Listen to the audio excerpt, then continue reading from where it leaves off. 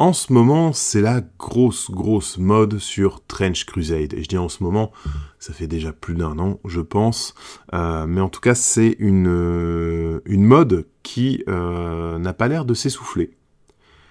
Et j'ai voulu m'y essayer. Essayer comme ça, parce que j'avoue que ça m'intrigue beaucoup. Le jeu a l'air très sympa. L'univers est très sombre, très sombre. Mais j'adore Mike Frashina, qui est le designer en fait de l'univers.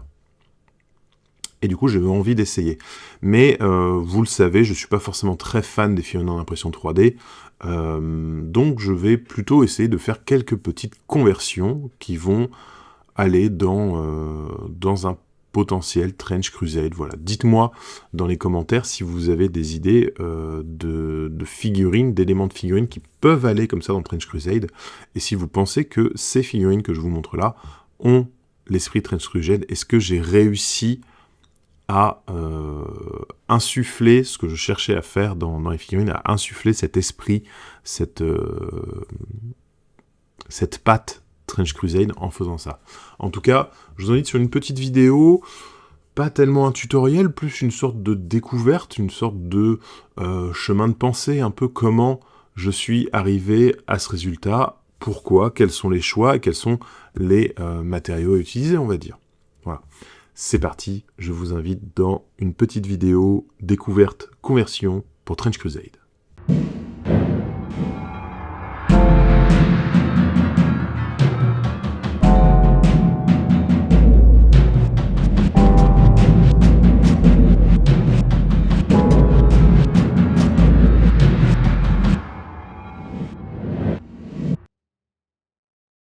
Alors, on va utiliser quelques boîtes de figurines historiques. Donc là, ce sont des chevaliers à pied de chez Wargame Atlantic.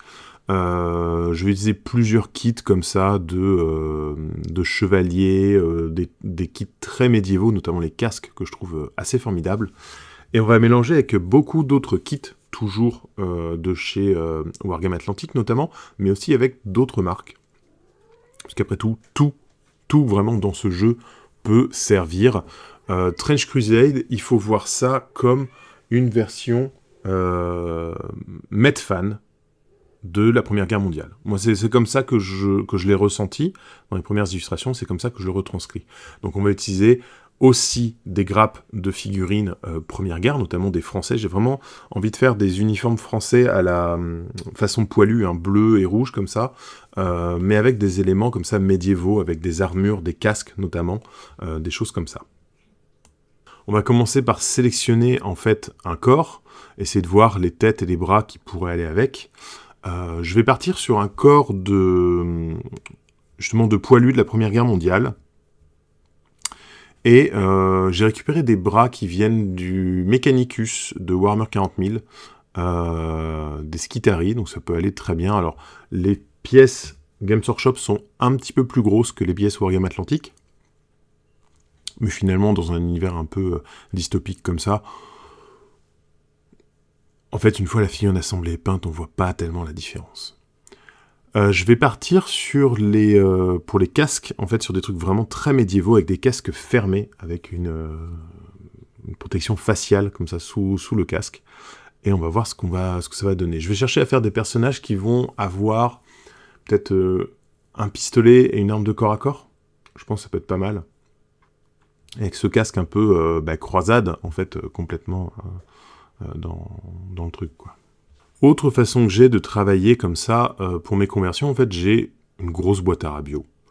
Et tout simplement, je fouille dedans, et si je vois une pièce qui m'intéresse, je la mets de côté. Je fais des petites réserves comme ça, j'ai une sorte de thème en tête, et je fouille, un peu comme dans une boîte de Lego, comme ça, je fouille dans mes pièces, et tiens, il y a un petit bit qui sort, ah, celui-là il pourrait être intéressant, je le mets de côté, etc.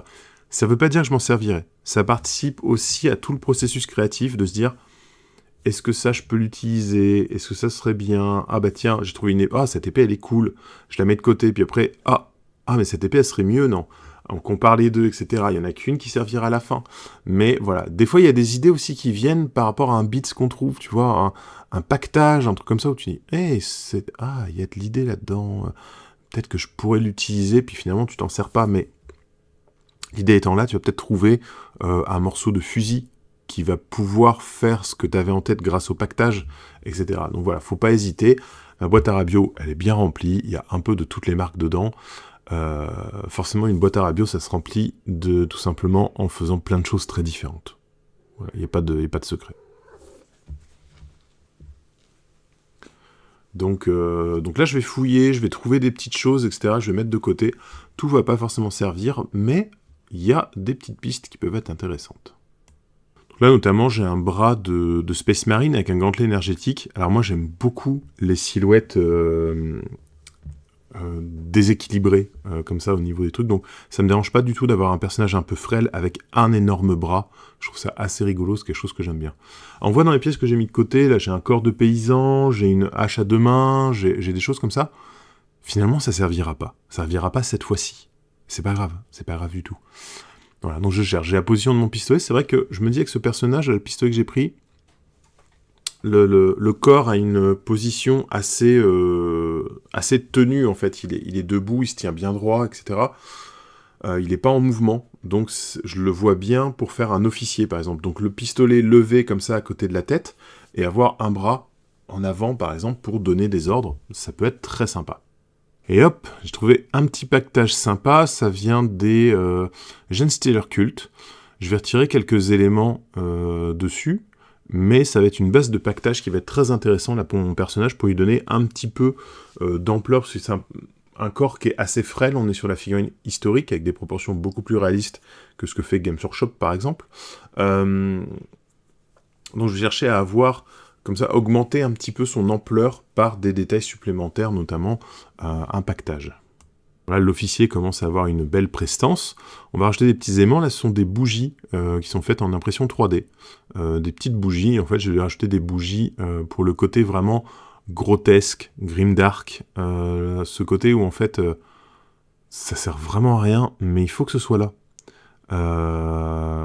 Et pareil, j'ai un petit parchemin façon sceau de pureté, qui va aussi aller très bien sur cette figurine. Ça donne une ambiance religieuse, en fait, à la figurine. On rappelle que ça s'appelle Trench Crusade, hein, la croisade. Il y a un côté vraiment religieux, même si c'est très perverti. Donc l'ajout comme ça de parchemins sur lesquels on peut écrire des litanies, d'ex-voto, de cierges, de bougies, de chapelets, de prieurés, de trucs comme ça, ça peut être très très très sympa pour vraiment avoir cette touche un petit peu gênante qui sied parfaitement en fait à cette ambiance. Pour du grimdark, j'adore utiliser du Martian Earth ou toute autre peinture qui craquelle. En fait, maintenant que ma conversion est finie, je vais user et abuser de cette pâte qui craquelle pour mettre notamment tout ce qui va être un petit peu raccord, pas très beau, machin, hein, entre les différentes pièces que j'ai collées. Je peux aller en foutre un petit pâté, comme ça va masquer un peu, mais surtout, je vais pouvoir faire les zones qui sont un peu trop lisses à mon goût, notamment là, ce que je suis en train de faire, les épaules, le casque, etc. Je fais les parties un peu métalliques, pour qu'il y ait un côté un peu peinture écaillée dessus, et on va pouvoir le retrouver à différents endroits. J'hésite pas à le faire aussi sur les vêtements. Et ça, le Martian Earth et les pâtes à craqueler en général, c'est quelque chose, plus vous en mettez épais, plus les craquelures vont être profondes et grandes. Donc il va falloir comme ça jouer avec les différentes épaisseurs, au risque de masquer des détails. C'est pas très grave. L'important sur ce genre de pièce, ça va être l'ambiance. Et pour les éléments métalliques, on va renforcer le côté vieux, usé, crade, corrodé, etc. avec du Typhus Corrosion, de la gamme Technical de Citadel Games Workshop, pour avoir comme ça des métaux qui sont piquetés de rouille, qui vont être très abîmés. On est vraiment dans cette ambiance grimdark là. Et voilà pour les 3 premières conversions. Donc on a cette espèce d'officier que vous avez vu, donc il y a ce casque avec le masque facial pour le protéger avec son pactage. On a l'autre personnage qui va avoir le gantelet énergétique, mais un pistolet à silex un petit peu archaïque, toujours avec ce casque de croisé que j'aime beaucoup. Et le sorcier de champ de bataille, donc là, le sorcier qui est un peu plus complexe en termes de conversion.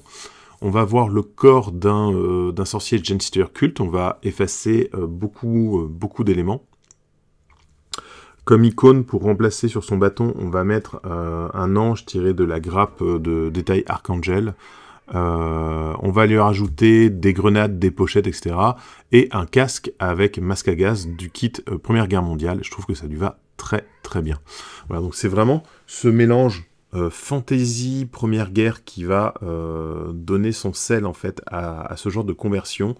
Moi je me suis beaucoup amusé à les faire, j'espère que ça vous plaît, n'hésitez pas à me le dire en commentaire. On va un petit peu fouiller, franchement la gamme Wargame Atlantique, elle est géniale pour ça. Vous avez des kits qui sont pas très chers, on est à moins de 35 € la boîte. Et les kits vont avoir des... comment dire, il y a plein de thèmes, aussi bien en historique qu'en fantastique d'ailleurs, hein. Il y a des kits fantastiques chez Wargame Atlantique. Et on va avoir Première Guerre dans tous les camps. Deuxième Guerre, pareil, dans toutes les armées, etc. On a du napoléonien, on a comment s'appelle, des guerres moins connues, des guerres un peu plus modernes, ou des choses comme ça. Il y a même un petit peu de SF, et en fait les kits sont tous super compatibles les uns avec les autres. Ça marche très très bien. Franchement, si vous voulez vous faire des petites conversions, les kits Wargame Atlantique sont vraiment très très bien pour ça. J'espère que cette vidéo vous aura plu et qu'elle vous sera utile, que vous saurez retranscrire les conseils et astuces que vous y avez vus pour vos propres figurines et décors. Vous pouvez évidemment participer à la vie de la chaîne et l'aider en likant, commentant et partageant cette vidéo. N'oubliez pas qu'il y a le Facebook, l'Instagram et le site internet gregoric.com que vous pouvez aussi partager et sur lequel vous pouvez retrouver beaucoup de ressources, de figurines peintes, d'astuces de jeux, etc., etc. Vous pouvez aussi aider la chaîne en participant au Tipeee. Le lien est dans la description de chaque vidéo et tout l'argent récolté via le Tipeee est investi pour l'amélioration de la chaîne, que ce soit de l'achat de matériel audiovisuel, micro, caméra, barre mémoire pour l'ordinateur ou quoi, ou que ce soit du matériel à tester sur la chaîne, boîte de peinture, test de jeu, livre de règles, et que sais-je encore. Vous pouvez aussi participer en offrant directement du matériel. Voilà, n'hésitez pas à me contacter en MP si vous avez des figurines, des décors, des jeux entiers dont vous ne savez pas quoi faire et qui pourraient trouver leur place sur la chaîne. Je remercie tous les participants du Tipeee qui me suivent déjà depuis pas mal d'années maintenant, et surtout les participants dont les noms sont en train de défiler, qui m'ont aidé à acheter un nouvel ordinateur dans le cadre d'une cagnotte sur Tipeee. Merci beaucoup, la chaîne continue et j'espère proposera de plus en plus de contenu et du contenu qui sera de mieux en mieux. Tout ça, c'est grâce à vous. Pour plus de contenu, et du contenu exclusif ou du contenu en avance, vous pouvez aussi vous abonner au Patreon. Selon le niveau de Patreon choisi, vous aurez accès à des vidéos en avance. Les tutos qui sortent hebdomadairement sur YouTube sont d'abord présentés sur le Patreon. Vous avez aussi accès à des vidéos exclusives. Il y a une nouvelle vidéo chaque mois et vous avez accès à toutes les vidéos déjà sorties. Et selon le niveau que vous avez choisi, vous avez aussi accès à des fiches techniques, des fiches pratiques qui peuvent résumer une couleur, comment la traiter, quelles peaux, quelles marques sont sympas à utiliser, et quelques petites références sur du matériel ou des glossaires techniques, des choses comme ça. Voilà. J'espère que vous aimez ce qui se passe sur la chaîne, que vous aimez ce qui se passe sur les réseaux, et je vous invite à nous retrouver très bientôt pour de nouvelles vidéos. Bisous, bye bye.